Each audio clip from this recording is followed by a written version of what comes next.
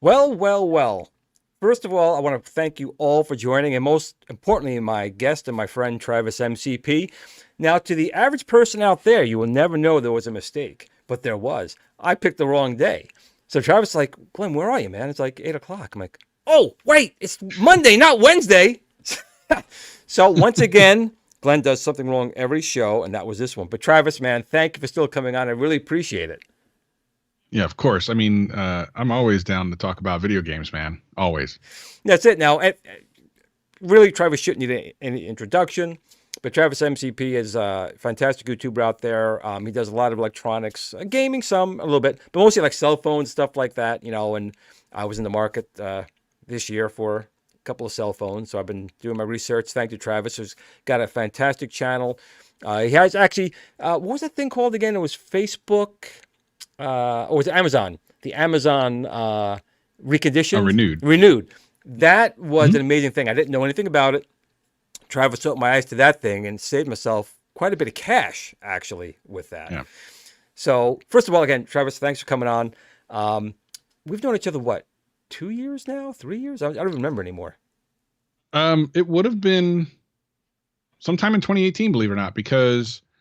when I was first starting my channel, I did a review of one of the My Arcades, the smaller ones, and someone in my comments said something about, oh, that's cool, but this, Glenn has put a projector in it. I'm like, what Glenn? I actually had Glenn? Someone actually watched my channel, Travis. That's the most amazing thing. Well, here's the thing. I wasn't sure what that meant, but I'm like, okay, let me go over there and watch. And then I watched the video and I'm like, he put a projector into this little, how did he do that? So and then I just started watching, and as one does, you just kind of keep watching. And here we are years later. And I'm very, very thankful for that. But I want to talk about you. It's not about me, although Glenn does make things about himself all the time. It's about you. And I do see you do have quite a bit of a collection now of some machines. I remember you didn't really have too many. So what do you have right now? I do see some arcade one-ups there. What else do you have back there? So I have I want to see if I can do this on the fly. It's probably a mistake, but there's a way where I can use my phone as like a remote camera so I Yes. can show. But I'll tell you in the meantime while I'm trying to figure that out. So I started off with so it would have been the My Arcades, I Right. think, right? So, and you don't even hear about them anymore. You don't really hear very much about My Arcade anymore. They're still Right. around, but I think I started there. Um, I remember having a Coleco way back then. Oh my God, those Coleco ones are so amazing. Oh, so amazing. And then after that, I think you did a couple of videos about the Tiny Arcade. I'm like, oh my gosh, let me get some Tiny Arcade. These are great. And then I did like the Pandora's Box and those type of things. I'm like, oh, I've made it. I'm done. And then Arcade One Up came out. I'm like, what's happening? This is amazing. I can finally have the art because I used to work in an arcade when I was younger, and I had a lot of fun doing that stuff. So then I got I think Pac-Man, and then I did a review of it on my channel. And then Mortal Kombat came out, and I was over the moon because it's really one of my favorite games of all time. And then At Games came out, and no, the 12 one, I got the 12 and one, and then At Games came out, and then I'm like, I'm done. I'm completely done. Don't need any more. And then Arcade went up. So the thing is, I heard someone mention this on another, I think live stream or something, where they kind of talked about the difference between II Arcade, which I almost bought last night because it's still on It sale is. for It's a really good Travis. It's a really good deal. $300 for like this. And I've actually already bought games. I just haven't bought the thing. I'm like, I kind of want to. I don't have any more space. I have one more slot right back there for Killer Instinct. But the reason why I think the person said it, and it was brilliant. I didn't even wrap my head around this. I'm like, why isn't At Games beating everybody? Because it has everything you need. It's all in one. You add your own games, you're done, right? It's one and done. But they brought up a really good point. They said Arcade One Up is actually going after the nostalgia, which is the thing. Like that's why even though I should be done with my At Games, continue to buy these particular cabinets that they bring back the nostalgia of those, a couple of games, but it's really it's the look. Like this Tron over here is insane. You picked up a Tron, didn't you? Oh yes. Of course. Love it. Tron's insane. So I think that's why At Games really does well, is that they're really going after the nostalgic feel of the arcades versus, the II Arcade, which has no nostalgic unless you buy one of the ones with different skins. But you were talking about the Arcade One Ups. You kept saying At Games. You're talking about the Arcade One Ups. Yeah. So with the nostalgia. Arcade One Ups have and I have the Star Wars cab back over there. Arcade One Ups are the nostalgic because you think about that. But when you look at II Arcade or At Games, they don't really look like any specific arcade cabinet. That's kind of thing. And then even like this, the Dig Dug. I had to buy this because that's Numbskull, right? That was Numbskull. Yeah, that's Numbskull. So I have and I have all three sizes. So I have the mini arcade, I have the I have the tiny arcade, I have the My Arcade, and then I have this. And then for Miss Pac-Man, I have the tiny arcade, I have the My Arcade, and then I have the Ad Game, and then I also have the Numbskull. So I have like 4 sizes of Miss Pac-Man, even though it's not like I'm a huge Miss Pac-Man fan, but it's iconic. And I feel like if you're any type of collector, that's just what you do. Right, it is. And you brought up a point that I've mentioned a few times as well. When you go to II Arcade or the At Games, it's a multicade. You can play the games. You can play it in a big cabinet. There's a lot of ways to play it. The key with Arcade One up at this point, I think the new Pro line they're going to be coming out with is making it look as much as possible as the original. That to me also, I agree with you, is key. I mean, it's fine playing a 300, 500, 1,000 games on one machine, but to be honest, I mean, we've been through this before with the Pandora's Box. Travis sent me a Pandora's Box one day, and I did a Pi mod for him. When there's so many games on there, you don't play it because you're spending 20 minutes scrolling to find the game you want. So that's Arcade One Up's thing at this point is they gave you, 2 to 4, maybe 5 games on there, but the cabinet looks like an iconic shape, like the Star Wars, which I know you love, and the Tron it brings back almost like a sugar rush when you were a kid and you had a pixie stick thing, right? It's a high. It does. And that I think is the key. But you brought up another point, Travis, is room. You just basically said you have room. I'm running out. Running out. Oh, have you run out? You have room for Killer Instinct and you're done? Okay. So let's talk about this. Here, I think I got this working. Okay. Now. All right. So can you see my phone now? I can see your phone. I can see your phone in your hand. Okay. Oh, can you see my? You Not can't on see the my. screen. I see it in your Hold on. hand. Oh, snap! It didn't change. Hold on. I want to do this so you can Yep. see my Yep. room. Did that check? Yeah. Okay, hold Oh, on. I That think we that got should it. work. Did that work? There we go. All right. So this is space row. So I have the 12 and 1, Tron, and then Star Wars next to it, right? All right, so that's space, right? That's Pac-Man and Miss Pac-Man. These are all the minis, right? That and this is going to be fighter row. You see, there's barely enough space for a killer instinct. There really is no other space. I'm pretty much out. So something would have to go, but I was pretty picky. The only thing I could maybe see going, maybe if it maybe would be 12 and 1, maybe. But even then, I got my Glenn's retro Spinner. accoutrement. It's the only thing that I've modded out of the arcade one-ups, of course. So I'm ready to go. But if they come out with something like NFL Blitz, or if they come out with Tekken, then I might have to figure something out, because to be honest, like I can't I can't I don't have any more room. It's over. It's a wrap. I'm And you know done. what? I like what you said there. I'm also a huge Tekken fan. Oh, huge. Huge, huge. So that comes the thing. Now, this is your studio? Now, do you have a garage or any place else, or this is it? No, I mean, I'm out. I mean, logically and realistically, I can't. So there's maybe a half a spot that I could put the II arcade over here if I really, because it's a bar top, right? So I can kind of get away with. I would buy the stand and just put the bar top on my desk behind me. But at that point, it's ridiculous. It's no longer like it's just an obsession more so than like something that's kind of artistic. When people come over, they're like, "Oh my God, this is great!" And I'm like, "Yeah, isn't it great?" And just the sounds going is amazing. But at some point, you're like, "Bro, what are you doing? Like, what are you doing?" It's crazy. Hey, Kongs are us. Hey, Kongs, welcome to the show. Great modder. People, I'm sure, know Kongs, but if not, if you go to Kongs or Us on YouTube, he's got a great channel. Almost as great as Travis, but Travis is the man tonight for sure. Kong's amazing. I actually did not know that Kong even knew who I was. I had been watching some of his content more recently, because I wasn't aware of him until kind of recently. But then I was watching a bunch of stuff he's done, and I think he's fantastic, especially when he went and played Killer Instinct over at Arcade One Up headquarters. I think that's when I very first saw him. And then he was in my live stream like a week or so ago, and I'm like, how do you know who I am? That's it's kind of funny how small the community is. It is, you know what? And the thing is that everyone here is really good. I mean, Travis, you started your channel like 2018, and what are you currently at? You're well up there in subs right now. What are you at currently? Like Right. 113,000 or something. And I you don't know. still talk Weird. to the little guys, and that's what I like about Travis. Travis, But I am. I feel like I am one of the little guys. You know what I mean? Like I feel like I am. I don't think I don't think most creators ever feel like they're any type of size. Like to me, it really doesn't feel that way. Like I feel like 2018 Travis still, or 2019 Travis. Seriously. what I mean about it is you're real, you're friendly. If anyone asks you a question, you answer it. There's some people you go out there asking, you get crickets coming back.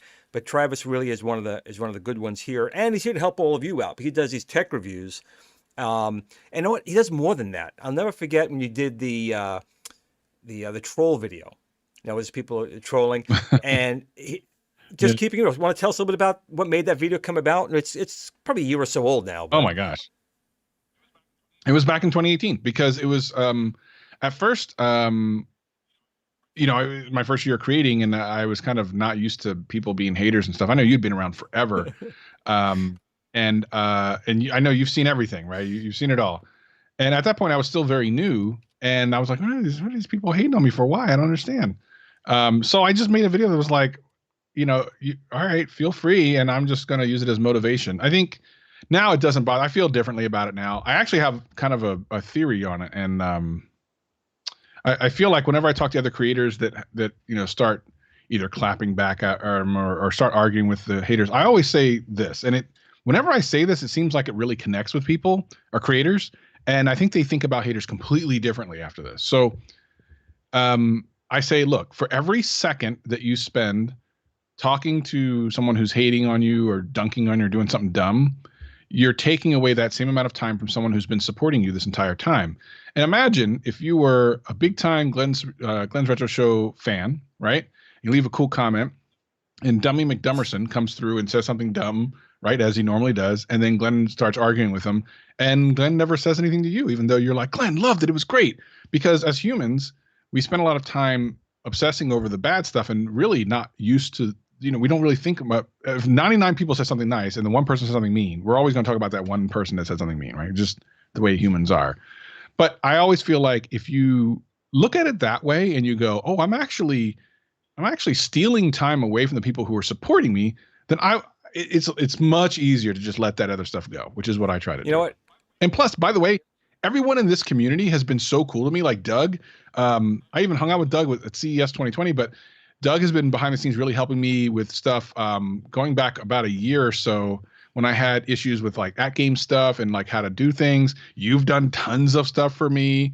Everyone's been super, super cool. So I've been really happy I'm not really part of the community, but I've been welcomed as if I am. So I'm super, and by the way, love games. So I'm just here to be a fan and to watch and to learn. I at one point was like, oh, I'd love to do a retro channel, but I couldn't do it. I've legitimately thought about it, but I couldn't do it because I don't have, like, I love games and I play them and I'm just obsessed over them lately, but I can't do as good of a job as you guys. I just can't. I'm just not, that's not me. And besides, I would rather enjoy it than produce it. So I love that you're here and that Doug's here and Retro Ralph and all those guys. Like, I love that. You know what? And everyone is in the retro community. It's not welcome you, Travis. You were here. So with that, what was the first console you had as a kid, or the first console you played as a kid? What was the first one for you? So I wonder if you can even count this. Can you count the TI 99-4A? That was my first computer, my friend. TI 99-4A, the peripheral expansion box, speed synthesizer, Parsec, Munchman, had it all. But yeah, that'll count. So that was your first? Or was that before the Atari 2600? I had both. The 2600 was 77. The TI 994A was 79. Okay. So I had the Atari 2600, and then I was able to get the TI 994A, programmed a couple games on it, which was amazing. They had those books that you could read, and I remember reading the code and like, okay, I can't wait to see what this does. And it did like one thing, and you're like, oh my God, that was great. 30 minutes for this one little thing that was great. And just playing the games on there and going into my cousin's house, we played a lot of Atari 2600 games like Combat and stuff. Some of that stuff does not hold up. No. Some old games do. These games do. They hold up over time. Some of those Atari games do not. I do remember the absolute like sadness that was the Atari 2600 version of Pac-Man. Like, you were so excited to finally get Pac-Man at home, and Pac-Man at home is terrible. It's not even Pac-Man. I don't even know what that was. You know what? And some people like to say, I enjoyed it. But I agree, it wasn't Pac-Man. And the programmer even knew it wasn't, because it was really his beta build. He was just doing a proof of concept because he was, he was paid to make it. And that was his proof of concept. And he was saying, it's only in 4K. I really need a little more memory, like 6 or 8K to make this better. And Atari goes, nah, it's good enough. Now, I don't know if you've ever seen, Travis, I don't know if you've ever seen Pac-Man 4K or Pac-Man 8K. They're on Atari Age. You could download the ROM and you could play it in an emulator, or you could play it in the real hardware. But if that had come out when we were kids, you'd been blown away, because I would say it is not a carbon copy, because Atari can't do that, but it is such a close copy compared to the abomination we did get. I think Atari would have had a very big, different turnaround. The problem is, and you I don't know if you agree with me or not, these big corporations who don't know the movie franchises like Star Wars or Star Trek or the gaming stuff that Atari had, they're just here for marketing and money. They just think you could throw anything out there and people will just, oh, it's Star Wars or it's Atari, and they'll buy it. And they did for a little bit, but then you fool us and we don't come back. And that's when the franchises and things kind of die out. What do you think about that? Do you think that, have you seen that bait and switch where they market something with a name that you remember as a kid and you go get it? This got nothing to do with it. Yeah, I mean, that has happened a couple of times, especially for games. I think a lot of it had to do with the fact that the technology wasn't there. I remember being super excited for things like Killer Instinct and stuff on the Nintendo, Super Nintendo. I remember getting it and going, oh my God, I can't wait. I mean, I worked at the arcade and I'm like, I love Killer Instinct. I can't wait to play. And the Killer Instinct Super Nintendo was trash. It was not good. And now that it's coming home, one of my all-time favorite games of all time, like I'm super amped, and I know this time it's going to be better. Although I have some concerns after watching Chris's kind of review.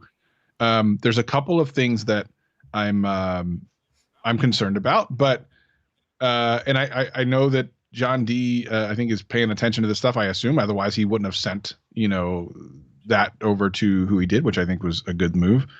But I mean, I'm kind of concerned with the general direction Arcade One Up is going, not because they're not hitting it out of the park. Sometimes they are. The Tron is just, it's so like the attention to detail. Like every time I look at it, I'm mesmerized by it, and the little things that they did to make it even better.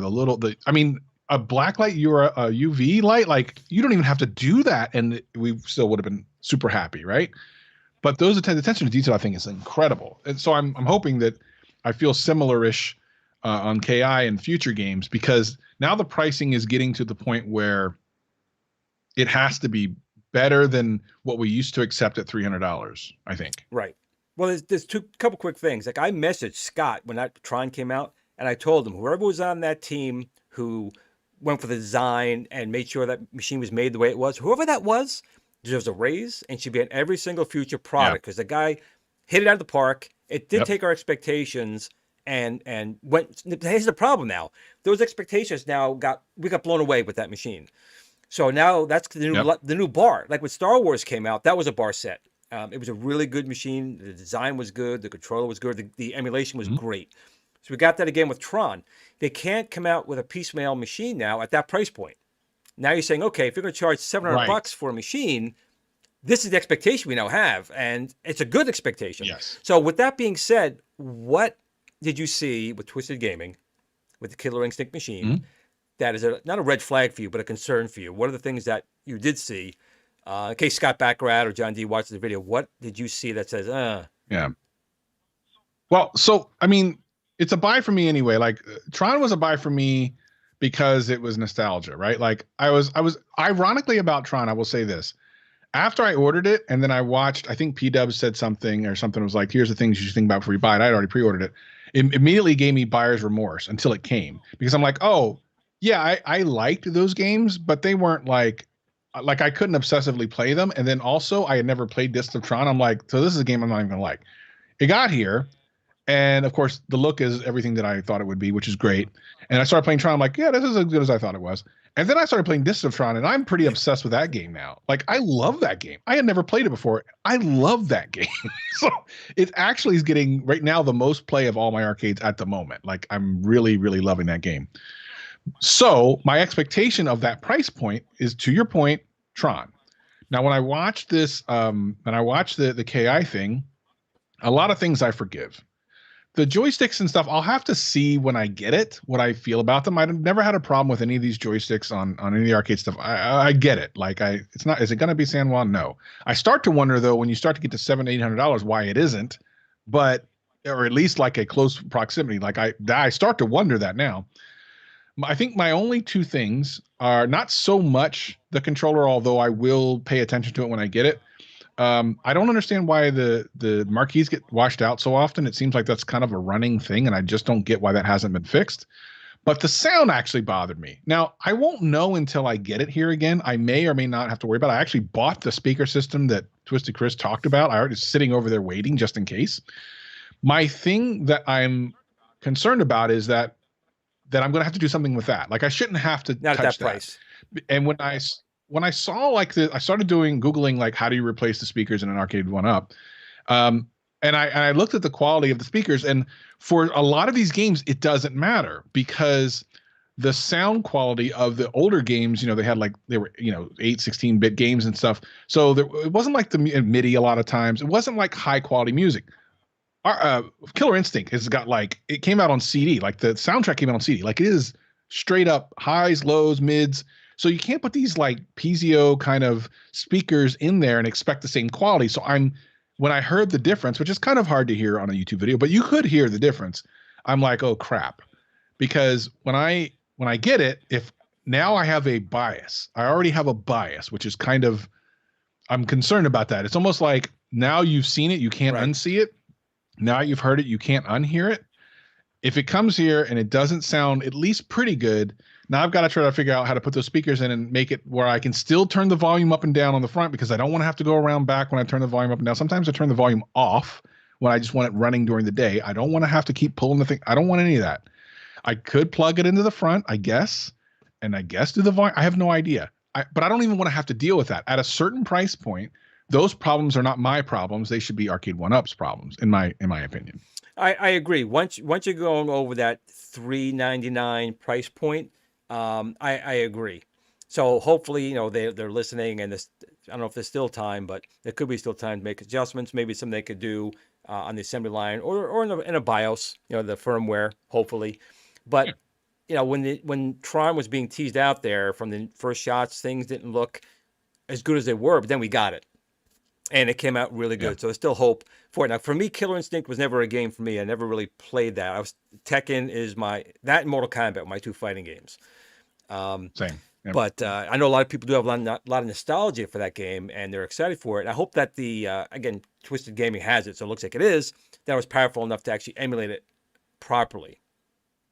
And it looks like it is, which is exciting, because now that means maybe they have the hardware up to be able to do like a Tekken or something, which I will make space for. I will figure something out in here for like a Tekken 3, Tekken Tag Tournament combo, or Tekken 1, 2, 3 or something like that. Such a good game. I will make space for. That is such a good game. Yeah. I can play any one of the Tekkens all day long. The combos are fairly easy to do. Yep. Their controls are fluid. Yep. A Tekken Tag Team with online play, oh my God, that'd be phenomenal. Oh my God, stop it. I actually won tournaments at Tekken Tag Really? Tournament. Like when I was working at the arcades. Yeah, I was in the national. So they had a national tournament. I don't know if you remember when Tekken Tag Tournament was out in the arcades, they had a national tournament. So each state had multiple like regional tournaments. And I won a double elimination Tekken Tag tournament. I didn't lose at all. I won the entire thing. I never was beaten. Wow. And then I was like so I qualified for like regionals, and I'm like, let me go to this other mall and just, practice up. Let me go, because they're having the other tournament. I've already qualified, but I want to go do the other one. So I go there, and one of the people who worked there got in. I don't think he was supposed to be doing it. He was supposed to be working. And then he beat me. So then I kind of was like, oh crap, someone can actually, because I had been playing so well. I'd been beating so many people that I was like, I'm going to do really well. And then someone came and beat me, and I'm like, oh, okay, I won't do. So I didn't even go to the regionals. Oh, you didn't? I was like, okay, I'm not gonna do that. No, but I would play the hell out of that game. If they come out with that, I'm telling you, it is a immediate buy. I don't care if they mess up the controls. I will make it work. We will put some duct tape and hopes and dreams together, and that thing is coming. Now I'm going to make a harder question for you. So let's say you do get it and bring it home. What would you give up to get it in there if you had to? What machine would have to go? 12-1. It has to go, because even though I love a lot of the games on here. I mean, first of all, there's classic. Millipede, Centipede are very classic. Missile Command, absolutely classic. I personally, my favorite game on here is Tempest, which is interesting because it wasn't a game that I played a lot growing up. It actually was a game that I kind of came into at some of the retro arcades that are kind of in my area. And I'm like, oh, this is kind of fun. So while I love it and I don't want it to go anywhere, it would have to be that. Now, I could argue that you take out Pac-Man, because that's the Gen 1 Pac-Man. It's not even like one of the cooler Pac-Mans. So I could argue that. But I have a very themed room now. It's fighting room, space, and Pac-Man. So I think if I had to remove one, it would be there. But I think I would try to figure out some way to just fit it. I don't know. I would on top of each. I don't know. You got to start mounting it to the ceiling. I've been thinking about that. Keep the water off of them. Keep them safe. Yeah, exactly. Or yeah, I mean, I would make it work. I would figure something out. I'll tell you that. So another question I have for you is, out of all the systems that were out there, is there one system that you wanted but never had an opportunity to purchase? I would have said Dreamcast, but I ended up getting it at the end of its life, like a kind of a used. It was like the last year or so that it existed, and I bought one for really cheap. But it would have been, and I barely owned a Nintendo 64, almost didn't, and I really liked it. Actually, it would have been something way back, like a ColecoVision or something, because I back then my mom didn't have the money to buy that. So I remember going over to my friend's house and playing ColecoVision and being blown away. I'm like, oh my God, this thing is crazy. It's got a crazy controller and it's awesome. And it probably, I mean, again, if I tried it now, I probably wouldn't think that. But back then, I was blown away by it, and I was like, I would love that, and I just never got to get it. If you ever do get a chance to buy one, they are, and the games are really fun. Of that generation, right before the gaming crash, in North America. It didn't Yeah. happen everywhere else, but in North America, that machine was phenomenal. It was a beautiful machine. Didn't get a chance to really, reach its potential because the gaming crash had happened. So kind of cool to hear you say that because that is a really good system. Another one, actually, I remember very distinctly in the mall, although I'm glad I didn't get it because it did not last long, was the Atari Jaguar. Yep, of course. I have one. I got a Jaguar and Jag CD because I'm that kind of schmuck. Um, I never got a chance to play it. I always saw it at like EB yes, Games. yeah, that's where I got I mine. would have loved to. I never got to. I'll Is I that where you got did, and I'll yours? tell you, there are a couple of gems on it, but there was not a lot of games on there anyway. There's a lot more bad games than good. But the version of Doom was the best home console port of Doom. Period. It just Hmm. really was. And it's funny, there was a bug in the chipset that when they were coding it, they could have doubled the resolution on there. But there was a bug, and they Wow. didn't get a chance to do it in time because Atari needed to get it pushed out as quick as possible. Castle Wolfenstein was an excellent port. They did up the graphics on that one. Of course, Tempest 2000, Iron Soldier, great, great games. The fighting games, not so much. There was one game, Fight for Life, that was 3D. It was supposed to be like, a Virtual Fighter. Horrible. But the premise was good.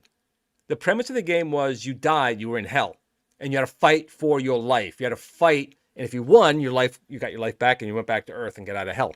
But the game itself was Hmm. just,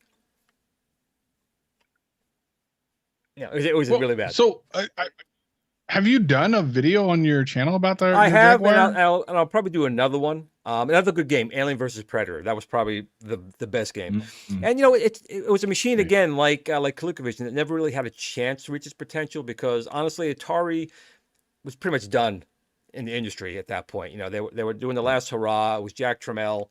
Atari was going downhill.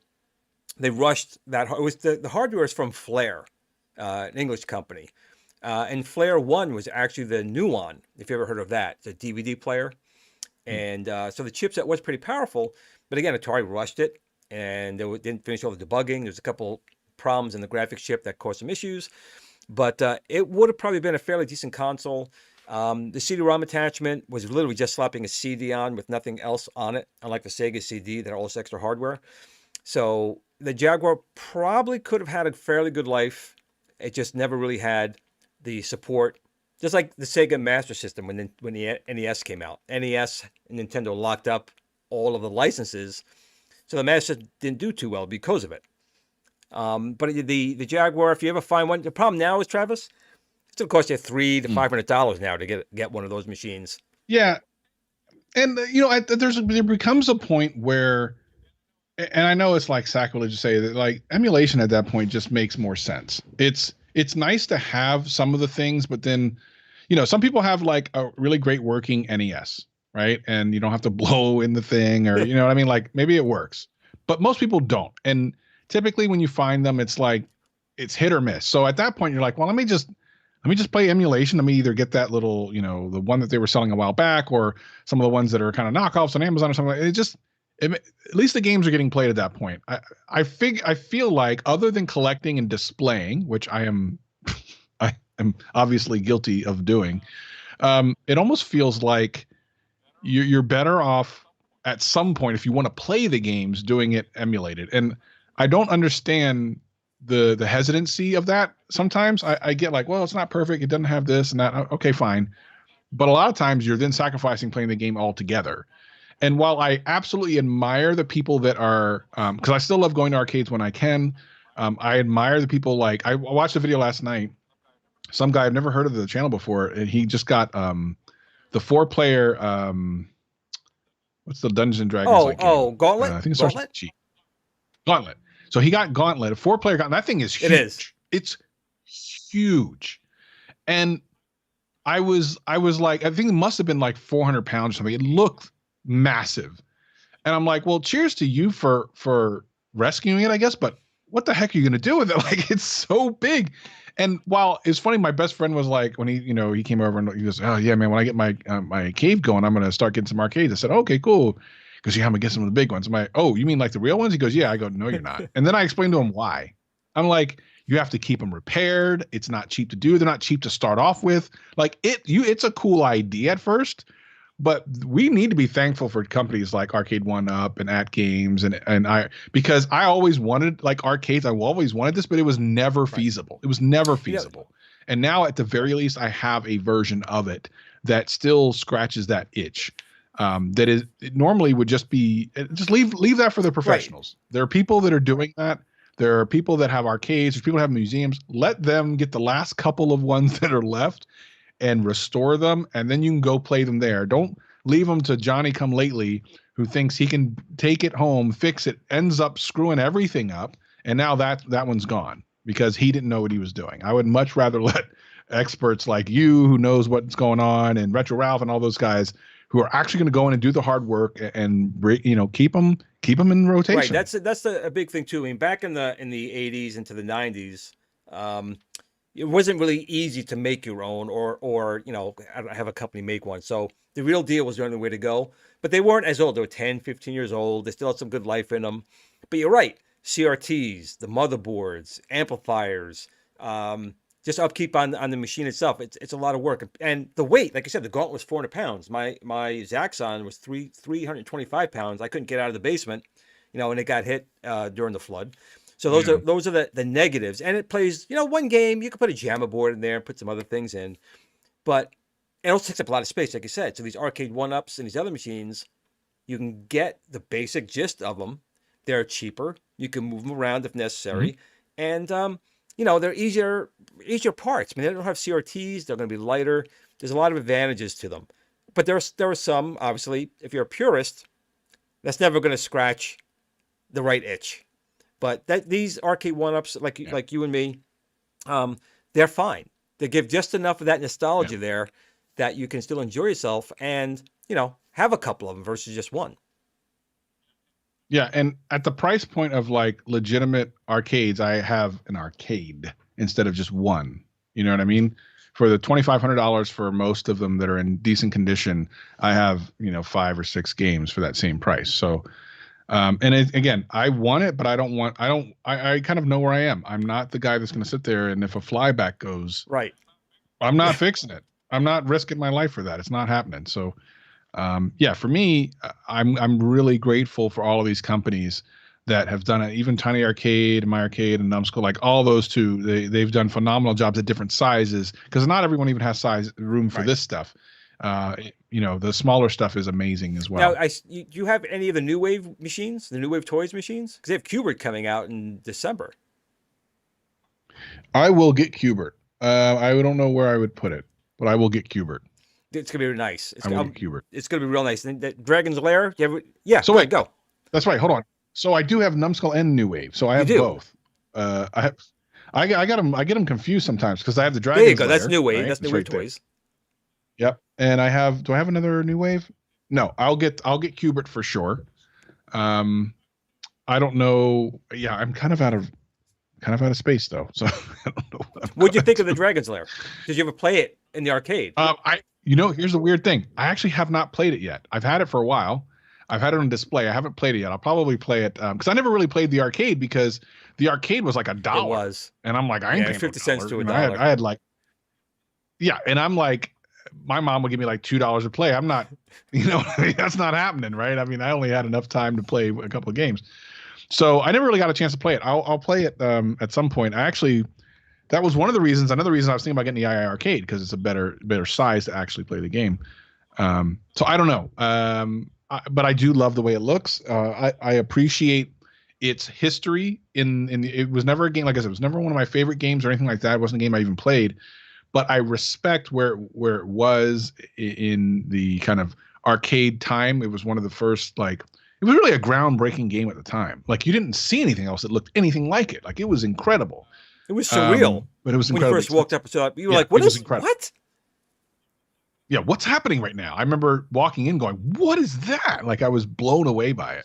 Yeah, it's insane. And that's the one thing, again, that the current generation will never get are those type of moments because we saw it from Pong, and then they were still having 8-bit games in the arcade, and you see this Dragon's Lair with like cartoon graphics, and you're like, what? And then you put in Yeah. your 50 cents or a dollar, and 3 seconds later, it's got that was it. What happened? Yeah. That was it. Like, what? And then you see someone else, going around like this, like that, and he beats the game. Like, how'd you do that? And he was a god. Yeah, totally. It's really funny to look back at that stuff. I remember actually, it's funny because I remember when the books came out for like Miss Pac-Man and stuff, when you had like the patterns, and I remember going to different places and getting really high scores and stuff because I knew the pattern because I had the book, and being really like cocky about it, which is dumb, right? But of course back then you're like, oh, watch this, and then the same thing for like. Yeah, right. And then like MK2 came out and stuff, and like you knew the moves and stuff, and most people didn't know. And I'm like, yeah, let me show you this. Let me boom, boom. Ah, yes, there's another fatality. What do you think about that? And they're like, whoa, I've never seen that before. Friendship. All right. Oh, and really just flexing on everyone in the arcade. But it's silly. But that, there's I weep for the future as they'll never experience that. Now there are some.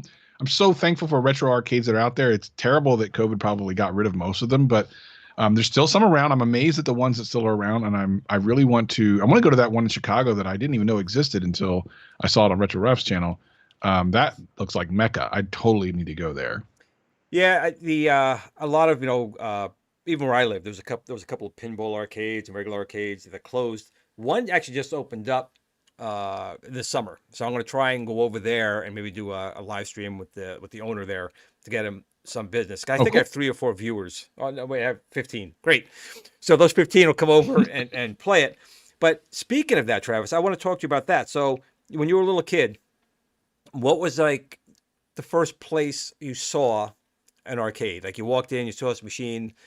What was that first experience like? Yeah.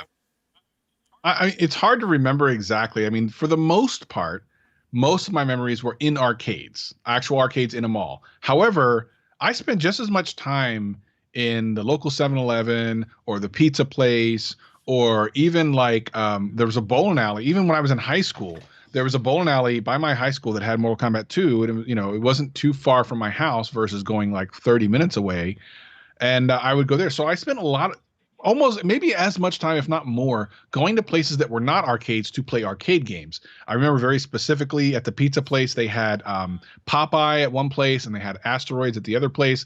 Funny little story. I don't know why I remember this because I was so young. There's no reason I should remember this, but I don't even know how I figured this out. But I remember playing Asteroid as a really young kid, and I got really excited because I got like a high score or something, right? And I was like, oh my God, I did it. So I remember for some reason, I went into the counselor and at school for some reason. And she asked me like, well, what is something you're proud of? And I go, well, I beat the high score in Asteroids. Well, actually what had happened was I didn't realize this till years later. And I still don't know how I figured this out. I didn't beat any high score. There was, how you have 2 players, 1 and 2, and like the second player's score is up there, but it's usually 0. I beat that score. But I was so proud of myself, and that was at a pizza place. So many memories from places that weren't arcades. It was only after I moved to like Seattle that I spent a lot of time in actual arcades. There was a little bit back home, but I spent a lot more time in arcades when I moved out here in 96, 95, 96. Well, that's my next question. The weirdest spot I played, and it was Galaxian, was at a funeral home.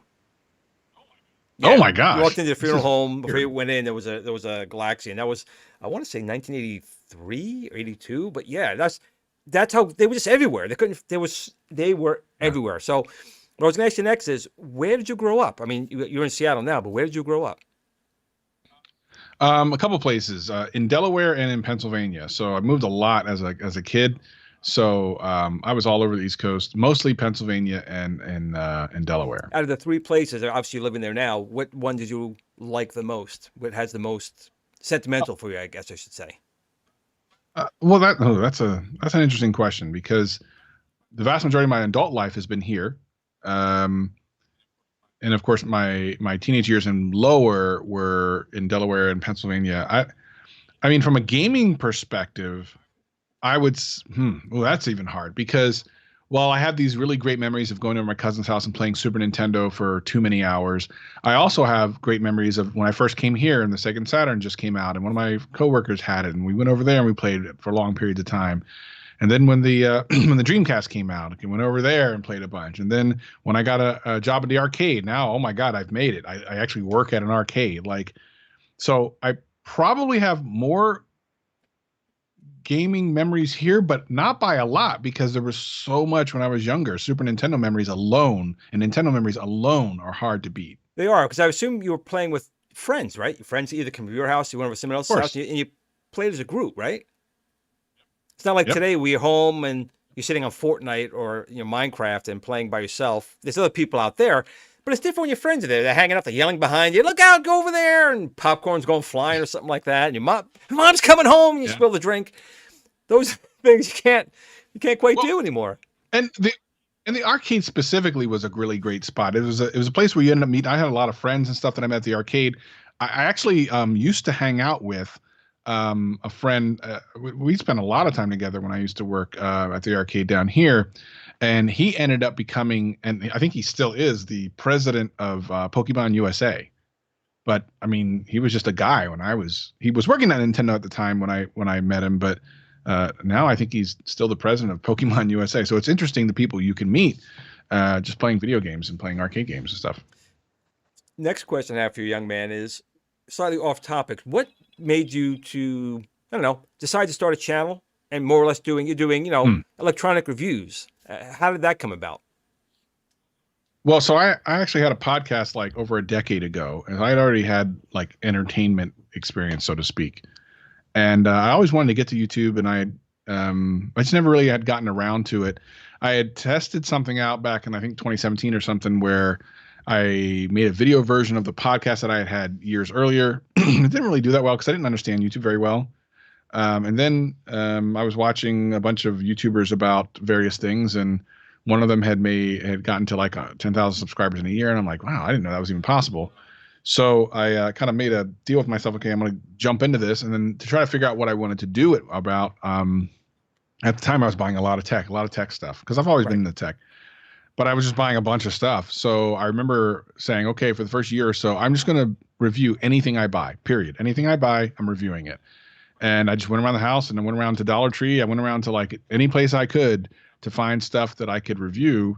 And that's when when I was reviewing a couple games, I reviewed a Pandora's Box on my channel. I did a bunch of that stuff. I haven't done one recently as far as like arcade one. I think the most recent arcade one I did on arcade I've done on my channel is the Mortal Kombat.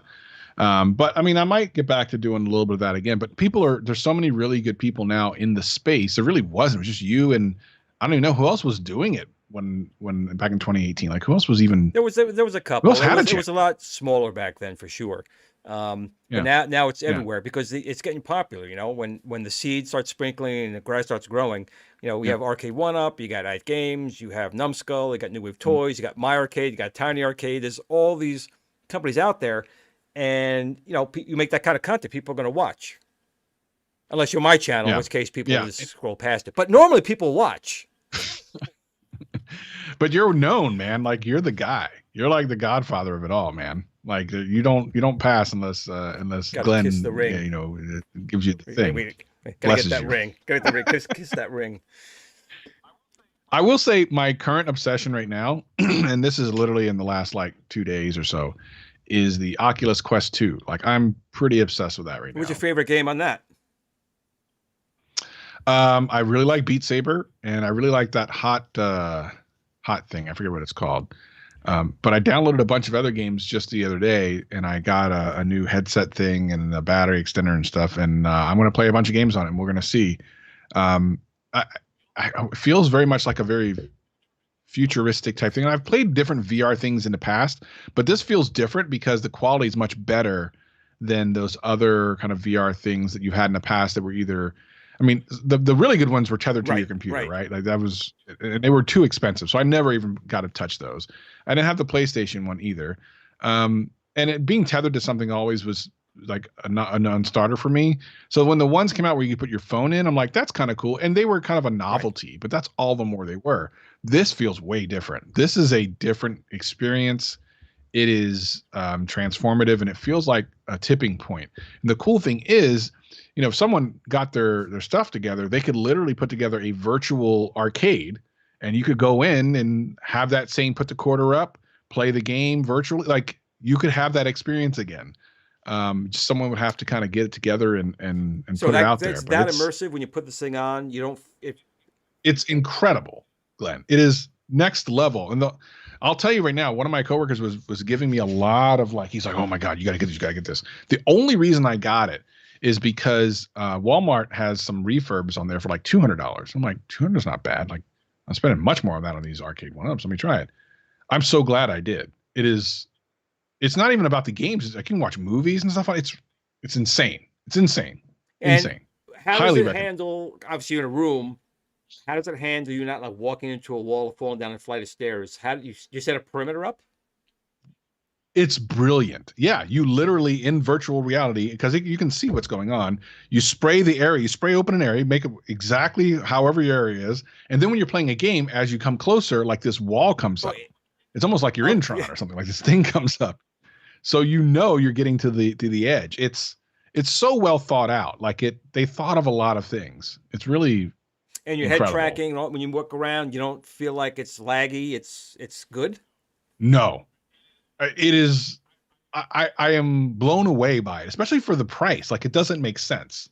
Something this good you wouldn't think would be at this price point, which means from this point forward, we should see some additional kind of movement in that direction. Apple is rumored to be doing their own version, which would be really interesting because whenever Apple does something, it immediately like legitimizes it, no matter how long whatever it was before existed. Like it then becomes more in the media's attention, in the media's eye. Like people start legitimizing whatever they do. So if they end up doing it, then it's time to get on board. I would really love to see the retro community get involved because again, you could bring back arcades.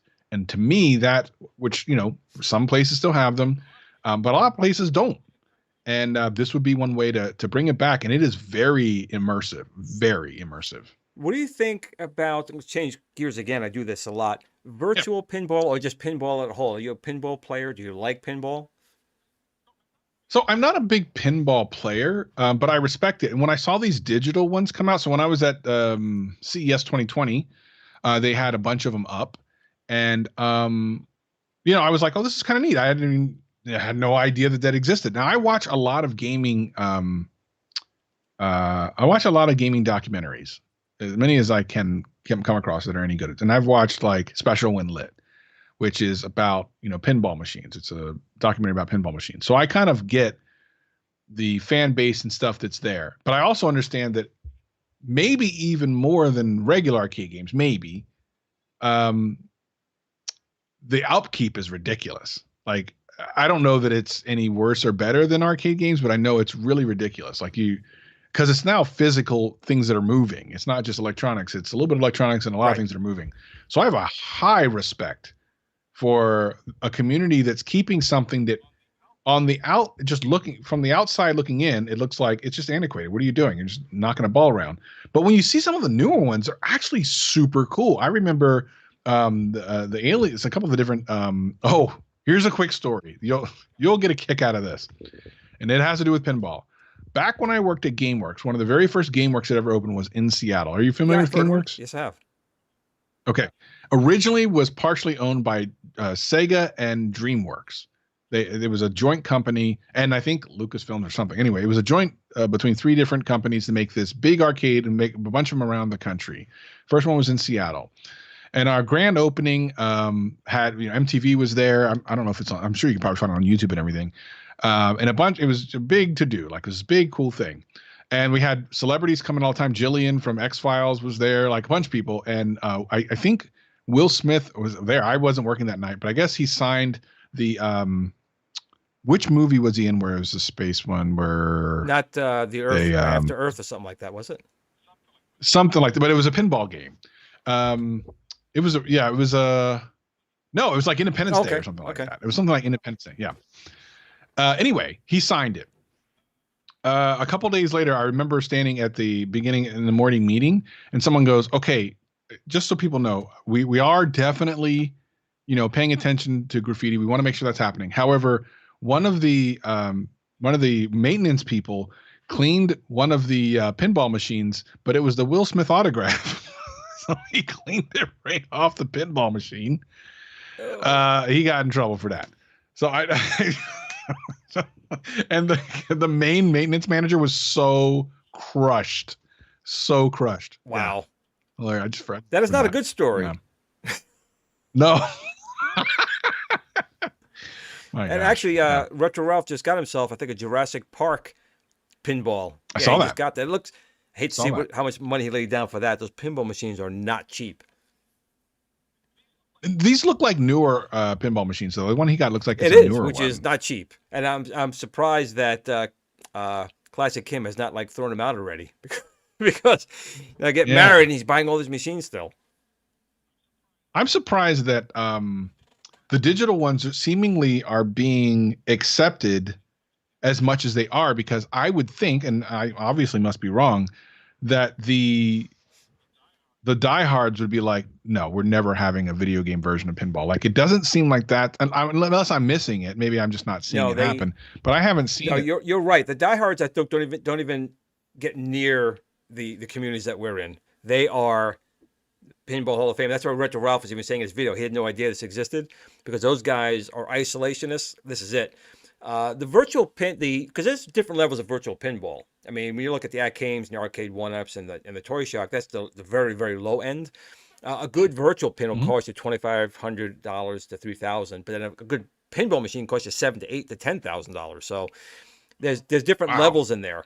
But I think as far as the V pins for the home, I do think the At Games pinball machine has the edge. I think it's got a better screen. I think it's just a better machine.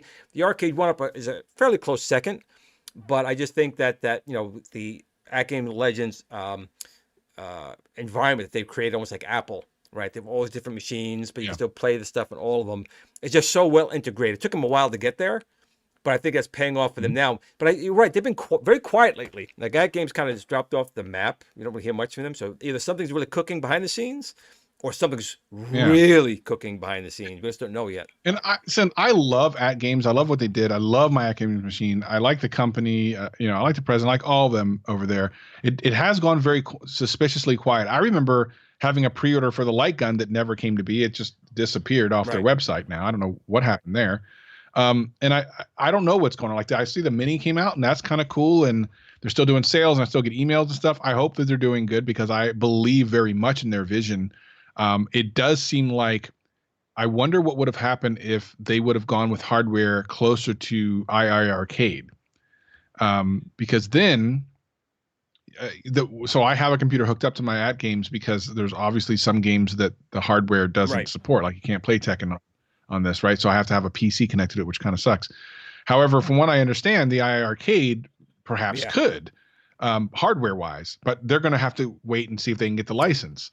If it was an At Games thing, you just download the file and you're good to go. Yeah, Nostalgia was saying that so- the IRCade's hardware is substantially powerful to do those type of things. So I take Nostalgia's word; it's pretty much gospel.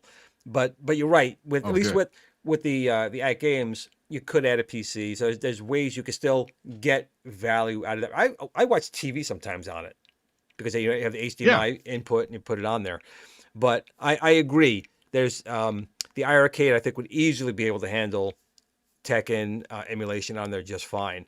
God, I want to. I'd Yeah, kill I for really it. want Tekken now. I'm salivating for it. I really do. And I told, listen, I told, when I was at, what was it? E3? E3? CES. And I was, yeah, no, CES 2020. And I was there with the At Games people. I'm like, you've got to come with stronger hardware because you're so close to being like the perfect machine. You have the HDMI and everything, which is amazing. And the streaming, and like, it's an amazing machine. The fact that you can go live on Twitch from here, and like, you guys are doing incredible stuff. If the hardware itself was just a little bit more capable, just a little bit, it would. I probably would have never. Well, I probably would have bought some of these, but I wouldn't be as like in such a hurry to buy some. Like Killer Instinct, I probably would keep here because it's a bigger screen. Everything would be better. I have the the LED thing, and it would be perfect. It's just that it's not powerful enough. So now I have to add another piece of hardware to do that. And I hate having to turn the computer Right. on and blah. I don't want to It do does all get a little that. cumbersome. And I will say though, the At Games Legends family, if you go into the settings, you can stream, you can use a talking headset and talk to people. There are so many features they put Yeah. inside that machine. Sometimes it's too much. You get lost in the menus. Yeah. But I agree, and I forgot about half the stuff I can Yeah, do. exactly. You know, I sometimes I look back in old videos, I'm like, oh yeah, I forgot I could do that, and you start Yeah, going really. back to it. But you know, you could do it's if you don't have space, if you have literally room for one machine, you know, the at games or the iArcade would probably be the perfect fit. Um, but like, I'm sure you've watched Michael B, the Game Genie. You seen any of his videos? A little bit. I've seen a couple of his things. I think I watched, if I remember correctly, I watched a review of his of the stand for the at games, which I ended up buying to make it just a little bit Right. taller. I think that was him. He's got, you know, Yeah. he's got the bug bad. I mean, he's got like 30 machines in there. He's got, you know, at games, he's got iArcade, he's got a ton of the arcade one-ups. I don't know how his wife Oh my is not gosh. throwing him out, but he's still, you can talk to him though, Travis, because he's found ways to fit machines in that shouldn't be possible.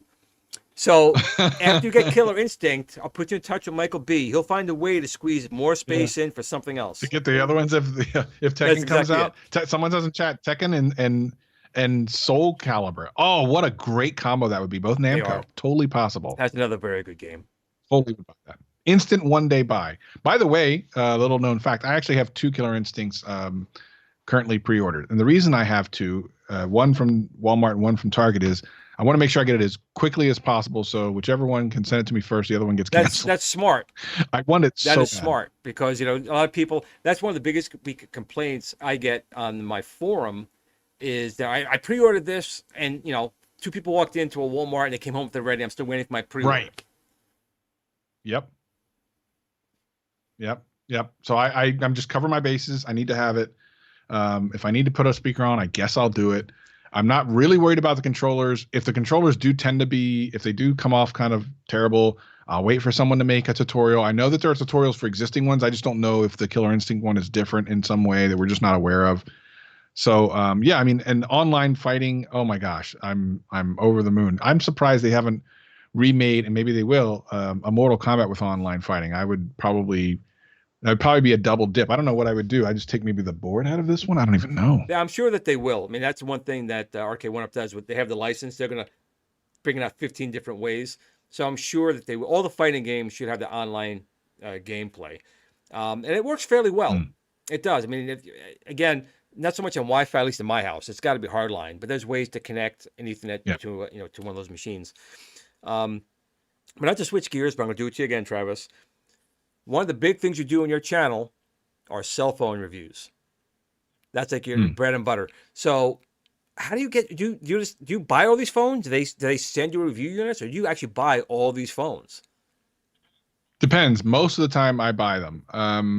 There are occasions where I'll either have a deal with a manufacturer or sometimes a reseller. So a lot of the last 4 or 5 Amazon renewed phones videos were all done through a seller on Amazon who sends them to me, and I just send them back when I'm done doing the video.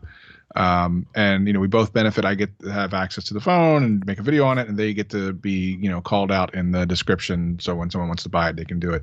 It's like anything else. Like you got to get that hustle. Like if you can, otherwise it's really expensive. And the video I did recently where I did the iPhone to an Android user, giving them and seeing if they'll switch, that was out of pocket. It was all out of pocket. Which is an expensive video. And I have some ideas for newer videos for the next couple of weeks that I'm really looking forward to. But sometimes you got to spend money to make money. So that's so far I'm upside down, but it's You okay. definitely do. Now, It's I'm been still fun. trying to figure out how that Amazon Renewed makes any money because you're getting the Yeah. phone at a good price and the warranty they give. Like you're like what the Mhm. hell? I mean, you get a great warranty with it. Why would you not go through this program? How did you even find out about it? Yes. Well, and I ended up buying one that way for like my dad. It's such a ridiculously good deal. Or for my stepmom. Like I literally went on Amazon Renewed and got them. It was a new thing they had started doing. I actually used to work at Amazon for like Oh my 7 God! years. Wait, Um, pause. How is it working at Amazon? Oh, it's a crunch, man. It is a crunch. I worked at the corporate office, pretty high up actually. I actually did one of my jobs there because you switch teams while you're there was to answer questions that went to Jeff Bezos. Like there were people who would write Jeff Bezos, and my team would handle those. Like it was pretty intense. I got to see how the sausage was made. It was very interesting. Yeah, I mean it's a incredibly interesting corporate environment. I think you level up there pretty quick because the bar is very high. In the corporate, I mean, as far as like the warehouse and stuff, it kind of is what it is. But at the corporate, man, it's insane. And I saw, technology and stuff that has been released and some hasn't been released, and really just cool ideas. Um, they are really just wanting to be everywhere. They want it to be everything to everybody, They're not. basically. I think they're that now, aren't they? Aren't they Say that that again. now? What else? What else can they? They pretty What much else can they are now possibly because get? I get my groceries from there. They have video games. They They have have toilet movies. paper, They food, have games, and toilet you. paper. What else do you need? You can buy a car off of Amazon. I don't know if you knew this. No, I did not. Yeah, 'Cause I guess I'll yeah, build pretty you a crazy. house next. I mean, Sears used to sell houses. You could have a house built by Sears, but they're gone. Oh, So terrible. what got you to the point where Amazon was not the place for you? Was it just too stressful? Was it you had to work 500 Took hours a took week? the leap into YouTube. Took the leap. It was very stressful. The last team I was with was actually very stressful. Kind of pushed me out, but I left to kind of go after the YouTube dream. So that's what ended up happening. It was a very risky thing to do, but I'm very happy I did. Very happy I did. You've been fairly successful. Again, you put a lot of hard work in. That's the thing. People think they're going to go on YouTube and just, talk or whatever and build a huge thing out of it. But, Yeah. RGT85, he's been doing it for a long time. He's finally gotten up there. A friend of mine, Mad Little Pixel, he was, when I was Mhm. very small, he was tiny. But then, God, what was that game that had come out? Oh, my God, I can't think of it. Soldier Boy. Soldier Boy was making these game Mm. consoles that were basically rip-off consoles Yeah. already, and Mad Yeah. Little Yeah. Pixel just took off from there, and he's doing okay. But Yeah. people don't realize you have to put a lot of work, and you go look. I'm sure you look at the analytics, you look at what people are Mhm. watching, the age Yeah. group, and you have to Yep. really spend time with that, right? This is like an all day, all night thing for you. Yeah. It is, and it's not as cool as it might seem. Like, oh, you're a YouTuber, you get to do these cool things. I mean, sure, I've definitely been able to do things that I never would have been able to do without YouTube, but it is a job. At some point, it becomes a job, and it's a pretty great job. I can wake up and just be in shorts all day, but it's still at some point like a job. But it's fun. So back to the phones where I sidetracked you with the Amazon renewed. So they're doing this program. How did you find out about it? Mhm. Like, how did this whole thing? Yeah, I don't even remember. I think maybe I was looking up, probably looking to buy a phone to review, and then I saw it come up, and I'm like, what is this? What is going on here? And I knew that because one of the departments I used to work in is for third party sellers, and it actually is third party sellers that are doing it on Amazon. So I was kind of familiar with that aspect of it, but I did not know what this program was. And the fact that you're getting like 90 days free return, and now the ones with Amazon Direct, it's like a year return. I've never heard of such a thing. So really great program. I'd like to see them expand it to more things. It actually is not just phones. It is other Oh, things. really? They do have other things. Yeah, yeah. There are other things in So you Amazon get Renewed. phones, So computers, ex-wives. yeah, all type except for that. Yeah, you definitely want your return on that. But yeah, no, it's expanding because the secondary market, as anyone can tell you who's flipped anything, can be fairly lucrative. Depending. Some people, if you're really a hustler out there and you're going out there looking for used stuff, you can flip it if Well, you got the like hustle cars, on you. a So used car to the car dealership will make more money than selling a new car. They have a higher markup on those used cars. Um, yep, but I've seen the phones you're getting. Those phones look like they are brand new. yep, they do. Yeah, yeah. But that's part of the program. That's because Amazon doesn't want this to be some type of shenanigans. They don't want it to be like an eBay kind of situation where you just don't know. You can buy a broken phone. Like, they don't want that. Amazon wants you to go there and get a good experience so that you'll come back. And really what they want it to be is they want it to be seamless. It doesn't matter if you're buying from Amazon directly or third party. They want it all to be the same as much as they can. So yeah. Have you gotten anything from there? Because I watched pretty much all the videos I saw of that. You haven't gotten a bad phone. Have you gotten any bad devices from them? So there was, I think two of the iPhones. They were mostly, I think they were both iPhone 7s. The phones themselves were fine, but one of the guarantees is that they have a battery capacity of over 80%, and these did not. I think they had like 77 or 75. So I mean, you have to keep an eye on it. But other than that, the deals are ridiculous, and it's kind of hard to not look there first when you're looking for something like that. And as they expand it to more and more products, I honestly think that it is one of the best programs out there right now. So, and again, you have Amazon Back to it up. behind it, so it's pretty cool. So Yeah. outside of all these things we know you like video games. We know you worked at Amazon. We know that you Mhm. collect things as crazy as the rest of us. What else does Travis like to do? What is your other hobbies? I mean, right now, not much. I mean, I've been playing a lot of video games and stuff when I'm not making videos. And during the day, I kind of just work on YouTube stuff, and then that's about it. Not a lot of extra stuff that I. It's funny because I do have a lot of free time, but I don't all at the same time. I do and don't. So if I want to be productive and get things done, then I don't have any real free time. But I'm also kind of lazy, so I make free time. I don't know. I don't do a lot else besides those right now. I don't know. I'm kind of like I'm just thankful to be kind of where I am and the type of opportunities I have. So I don't know. I should probably do more. Okay, then what is something you would want to do that you've been too lazy to do? I mean, honestly, not much. That's the thing is I feel like um, I've accomplished some pretty cool things. I would like to keep accomplishing cool things. I really would, and I'm going to attempt to. But if it were all in tomorrow, I kind of did. I graduated like middle of my class, something like that, and I definitely have been more quote successful than a lot of the people that graduated at the top of me. So I feel like I've had a I've had it pretty good. Like, of course, listen, no one's life is perfect, but I definitely have had a pretty good ride, so to speak. But you put a lot of work into it, so it's a pretty good ride. But you put a Yeah, of lot of course. work into it. It's not something that comes Yeah, easy. I sacrificed a lot. I tend to sacrifice more. I would rather sacrifice than work super hard, and that's been something I've done a lot. I've sacrificed a lot in my life, and sometimes it's a matter of sacrificing some time and stuff just to get something else done. So yeah. Now, you come from a big family, a small family? No, it's just it was me, my mom and dad, and then my dad left, and he had I have a half brother and a half sister. So yeah, not that big, not really that big. Do they live local or are they far away? You have to get Everyone's in Delaware. so Everyone's in you Delaware. move to the Yeah. other side. So why Seattle? Why'd you settle in Seattle? Because of like Amazon for the tech companies that were over there? No, no, because I was 96 and Amazon wasn't anything. Yeah, just my best friend moved out here. I was going to go to college in Philadelphia, but that was kind of far anyway.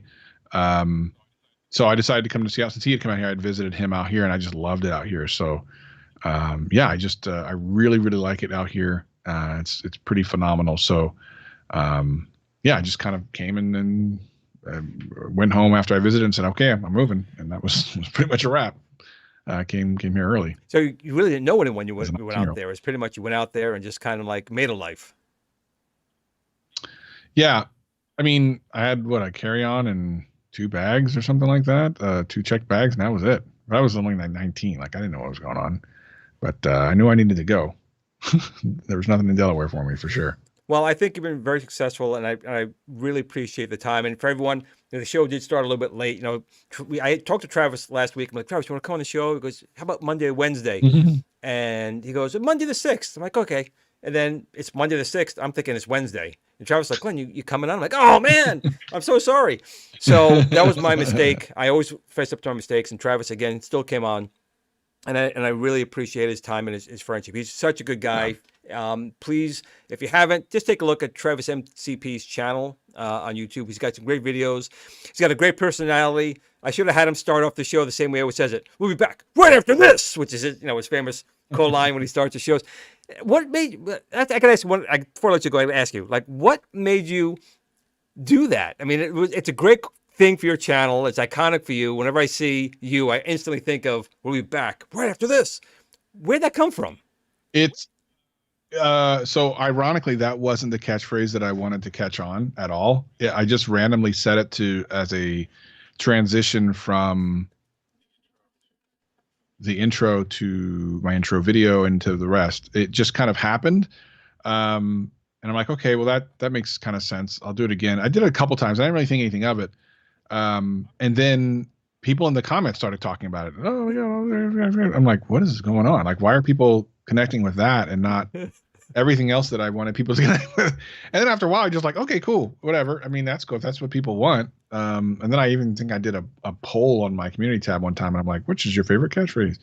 And I really thought I was going to be like, what up, players? I thought was hoping, because that was what I had came to the dance with, and it was something that just randomly happened. But that's kind of like life, right? Like something happens from something. It's just like any kind of big song tends to come out of some weird little small thing.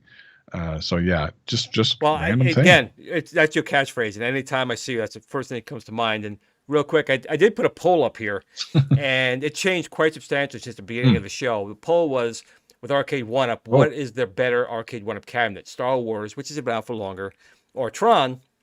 And for most of the show, it was like 78%, for Tron, and like 22%. But now it's getting pretty close. Now Tron is at 52%, Star Wars at 48%. I still think those are probably the two best machines that they've made. They are, and I have them side by side. So it's a great experience to have both of those, because I always, kind of as the last thing to say, whenever I would go to an arcade, like a retro arcade, there's always like two games that I would judge it on, because they would always have like Pac-Man and maybe a fighting game, Street Fighter, something like that. So I had that. You weren't a real arcade to me unless you had either Star Wars or Tron. Like at that point, I was like, okay, you got a deep cut. You really know games. I'm in. But until that point, I'm like, you're not really an arcade. Like you're kind of an arcade, not really. But as soon as you see one of those two, you're an arcade in my book. I agree. Those two machines were definitely iconic. Two movie franchises. And a lot of times, video games and movies or franchises have not worked well on the home console market, but these two were an absolute hit. Just like Travis MCP, please make sure you subscribe to his channel. Say hello whenever you're there. Say Glenn sent you over there. Travis, anything big coming on the horizon before we let you go? Is there any big video you're coming out with, or anything big in your life you want to tell anyone about? Yeah, I mean, I'm just gonna be hammering into 2022, trying to get some big ideas out. We're gonna see what happens. I'm gonna swing for the fences. We'll see what happens. I don't know. You never really know anymore. You just gotta do your best. Travis, I hope you and the family are staying safe, and everyone stays safe. And I congratulate you once again on your success. And I also want to thank you so much for your candidness and friendship. I really do appreciate it, my friend. Of course, buddy. Got you anytime. Absolutely. Thanks for having me on. Have a great night. And remember, tonight, say hi to your friends, say hi to your family. Make sure you tell them you love them. And remember, no matter what you do, what are you going to do, Travis? Game on.